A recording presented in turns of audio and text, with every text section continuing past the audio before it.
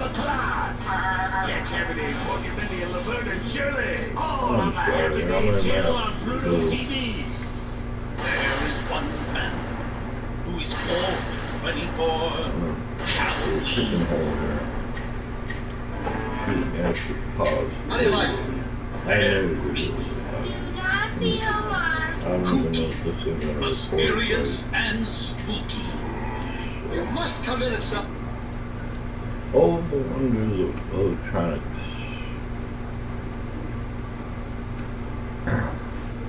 So I guess I got a, what you call a little following on this chat. And I always say this, I don't know what to say. Hope it doesn't snow anymore. I can't believe it. You know, like in California, I saw a blip in the news, right? And I said, well, California, it's snowing in California. Well, you know, I post things up that are helpful. I mean, I think they're helpful or interesting.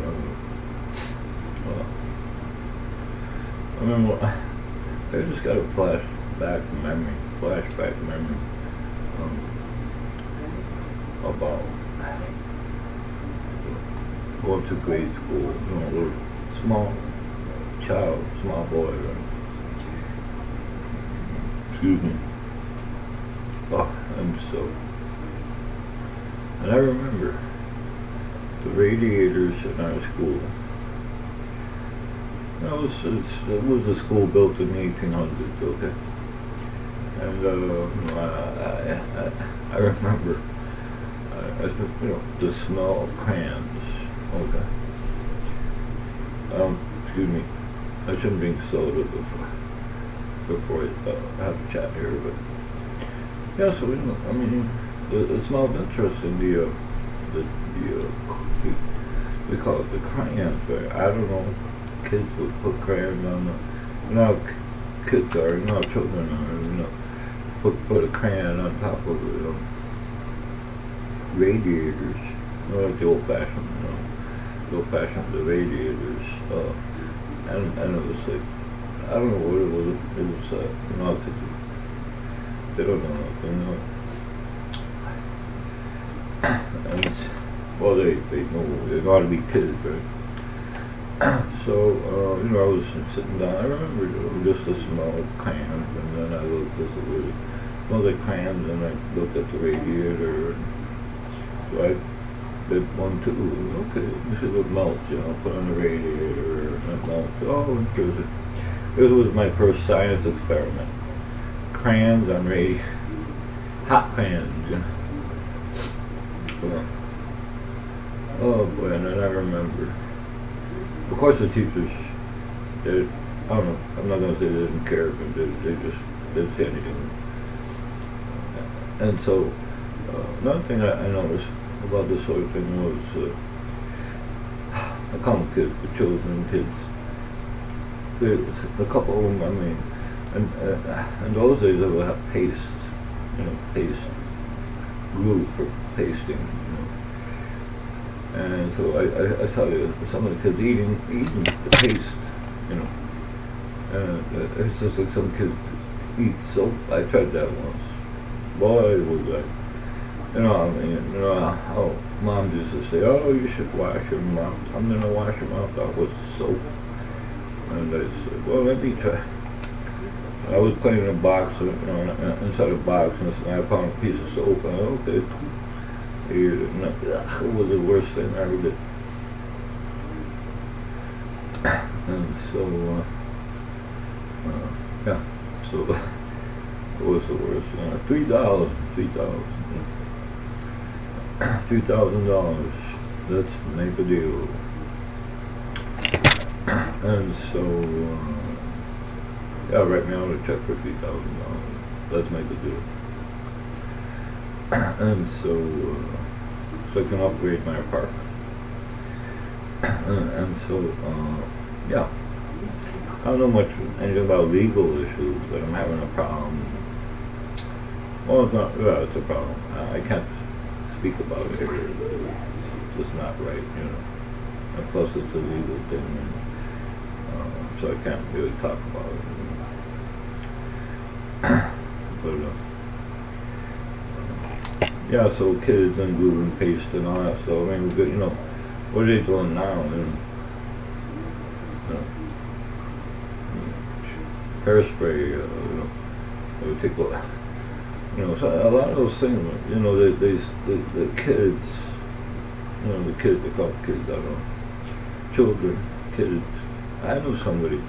Shouldn't say it. But I've observed some young kids or young people. You know how you take like a spray bottle of anything, like I don't know. Let's see, big bottle of roach spray or something. I don't know, something air freshener or something. I don't know. Where you took the canister of the can. I know it's a wrong angle, but I should do it differently. But anyhow, he took the can and he showed me. I don't want to see something. Oh, it's cold in my room, man. So he takes the can, lights up the can with a lighter, right? With the spray out of the can, and then he did a torch thing, you know. And then he warmed up the room that way. I mean, that was his thing. I don't know, I never saw it before.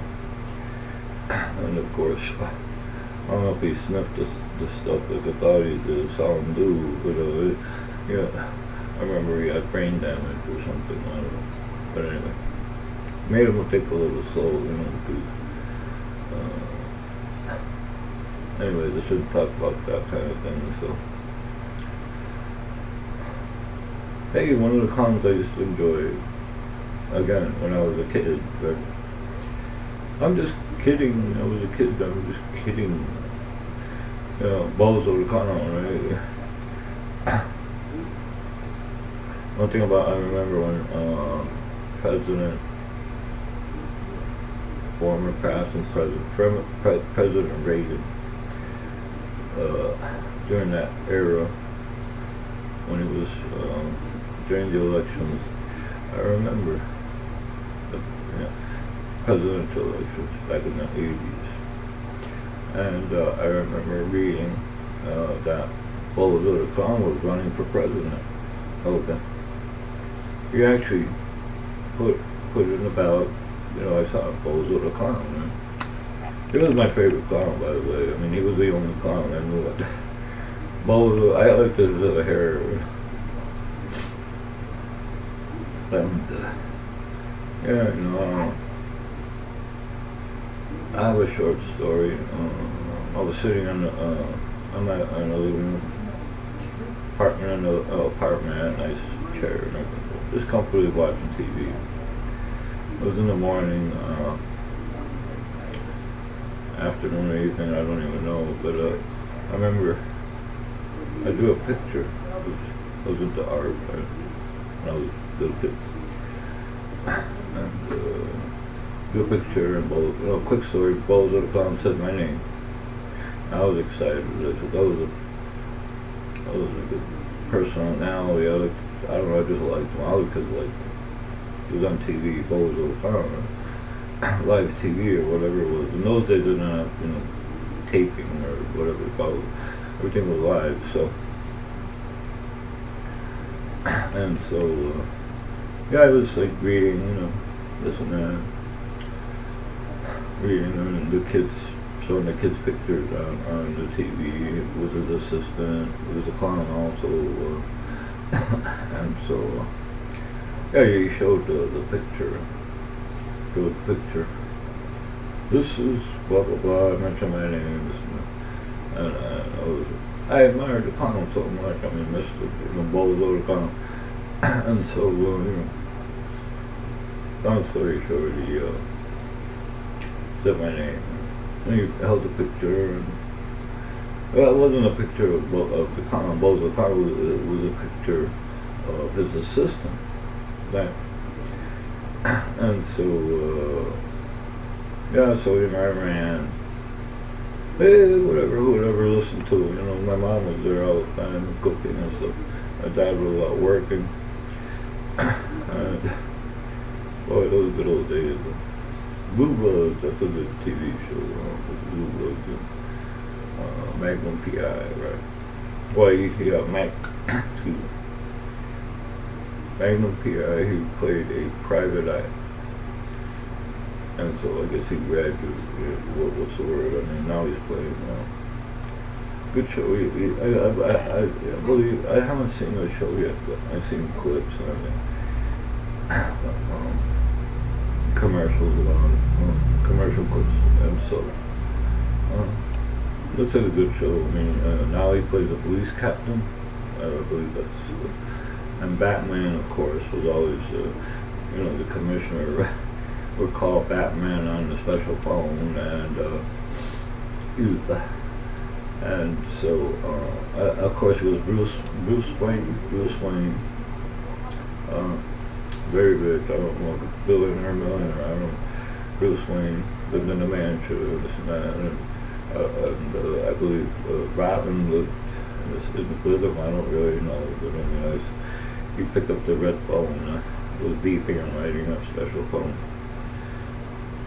And he get a call from the commissioner, and he told him Batman, this and that, you know, all these clowns are acting up, and Catwoman was doing this and that, or the Joker, you know. He was quite a character, the Joker. I forgot his name. The actor that played the Joker. Cesar Romero, I believe that was his name. And of course there was a Riddler,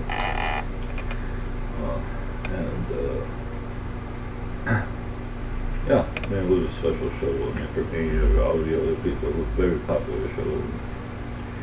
And so,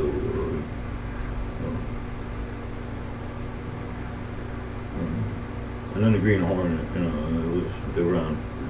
They them to get in a rumble with Batman and Robin, you know. I don't know why they were both, you know. I don't know what's his name.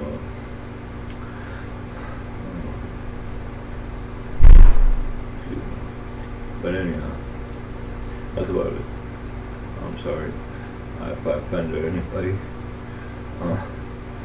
But that's the way it is. Okay, well, I'm just talking. Kid talk. Whatever.